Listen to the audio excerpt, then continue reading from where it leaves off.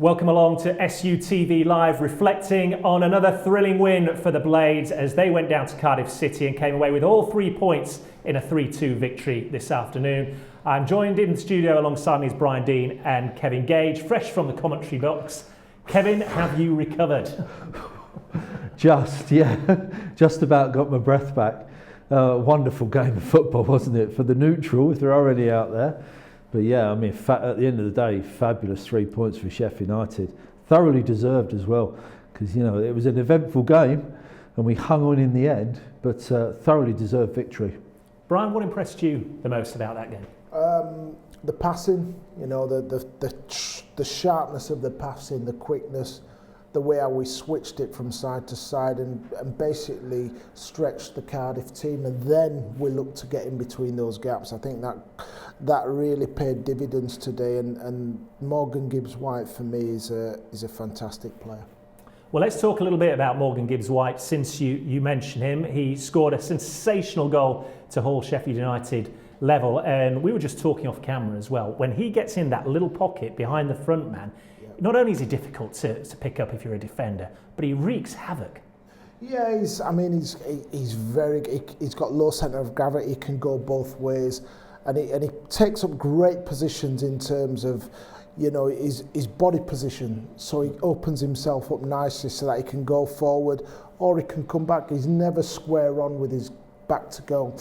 So that just means that his movement is very fluid, and you know, I mean, if you look at the goal that David McGoldrick scored, you know, he's driven with the ball all the way maybe 50, 60 yards, and he's played it at the precise time. That's a guy who's playing with a lot of confidence, who's playing freely, and has basically been given a role to just say, look, just go out there and, like you said, cause havoc.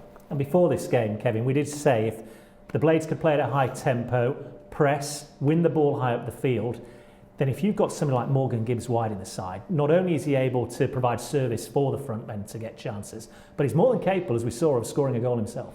Oh yeah, that goal's been coming for a while. He's got into some really good positions like that. I mentioned him a few weeks ago. He's had lots and lots of shots at goal that have been either saved by the keeper or got some good blocks on, you know.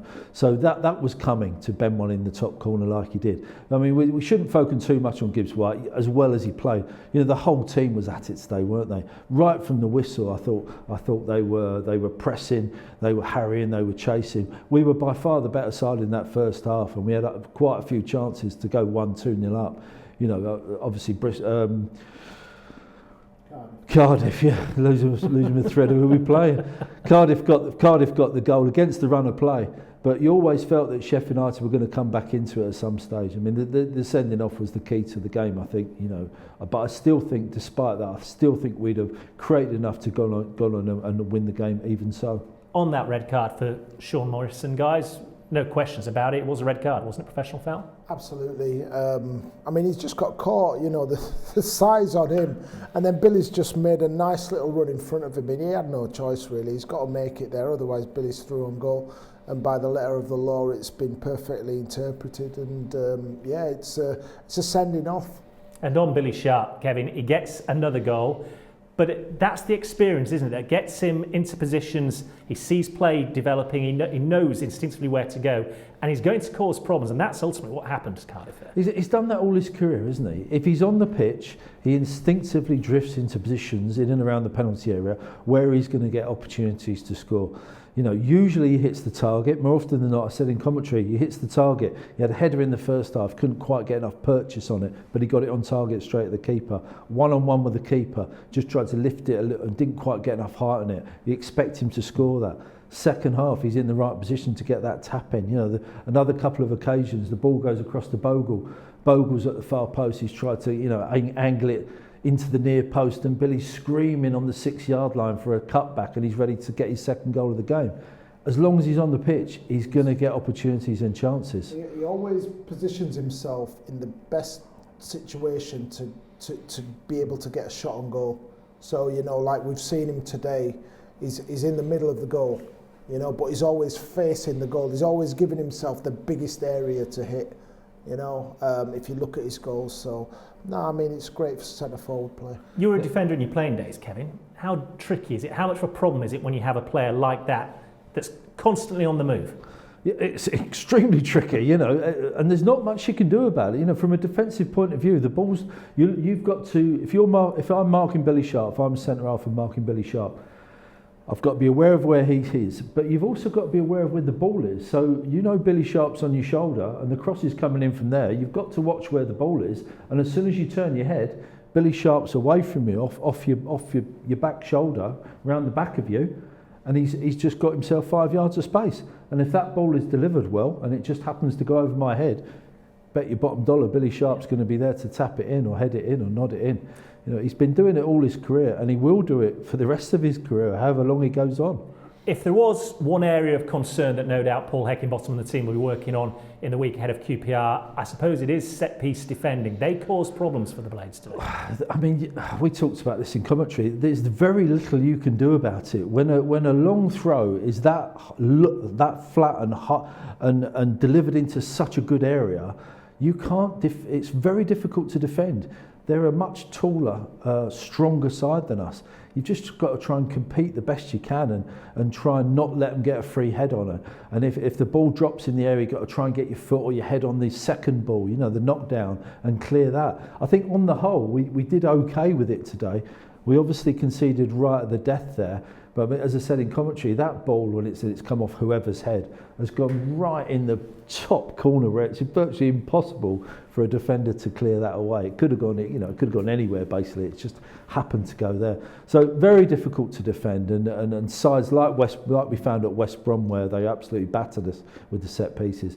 Really difficult to defend, but I think we've competed and we've done okay this afternoon. Right at the start of the season, Brian, we spoke about the Premier League hangover.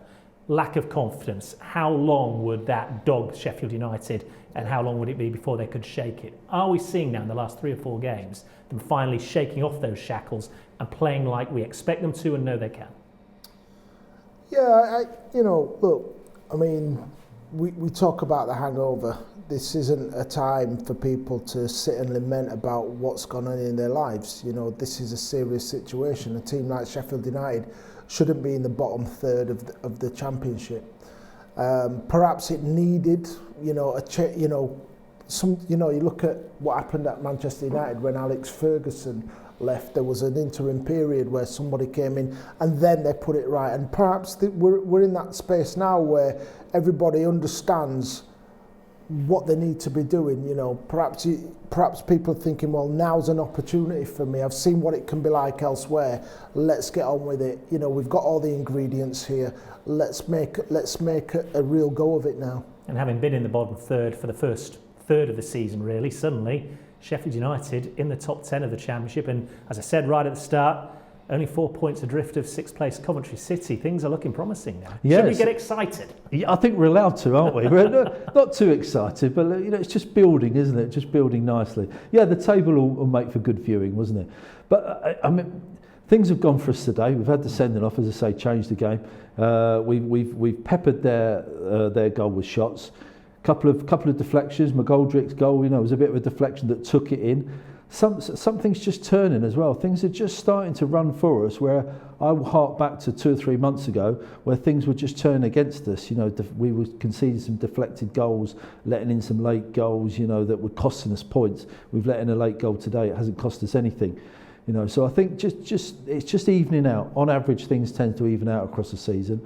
Plus, we've now playing with a bit of confidence, playing with there's more of a spring in our step. People like Gibbs-White really coming into play now. He's been here 3 or 4 months. He's really gaining in confidence. The team are playing. There's little combinations of play building, like Bogle on the right's had a good game, pushing forward on that right-hand side, working well with Basham. So you get little combinations all around the team. Things are looking up and the signs are really good. And I tell you what, Brian, the weekend doesn't half feel a lot better on the back of a win, doesn't it? Absolutely. No, it's good. It gives everybody a lift. You know, I'm sure at the club, you know, it'll give all the staff within the club a lift. It's just great for the club itself. You know, when you get a little bit of momentum now, let's hope that they can keep it going. And just as importantly, Kevin, does it give you a lift? Absolutely, yeah. I don't need a lift. I'm always really reasonably positive.